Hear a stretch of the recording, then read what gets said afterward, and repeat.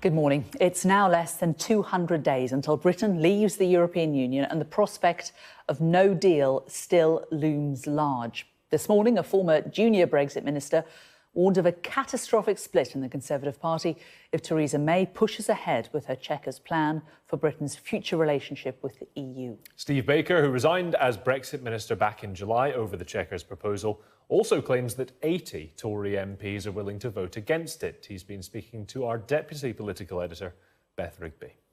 When we asked colleagues before we broke up for the summer whether they were willing to protest Chequers in relation to some amendments, there were almost 80 colleagues, something I've put on the record, who are willing to vote in the House of Commons to protest against Chequers. And that's why I've said on the record that there are those numbers, because people shouldn't be under any illusions that the Conservative Party does face a catastrophic split if this plan is pushed through, and particularly if it's pushed through with Labour votes.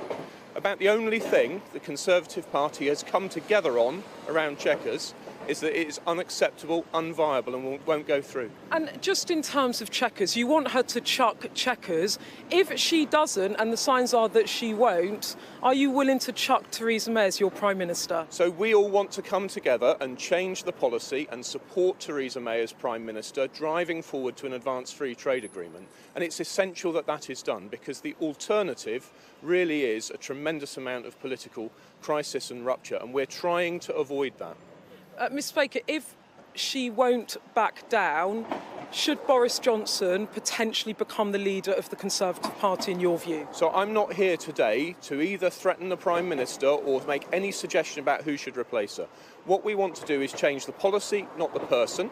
It's not for us to dictate the policy. It's not for us to start pushing for any leadership change. In the national interest, the Prime Minister needs to drive towards the solution which the EU offered us of an advanced free trade agreement, security cooperation, participation in research and education, culture and innovation, flights and so on. That's the offer they made. We need to take it up.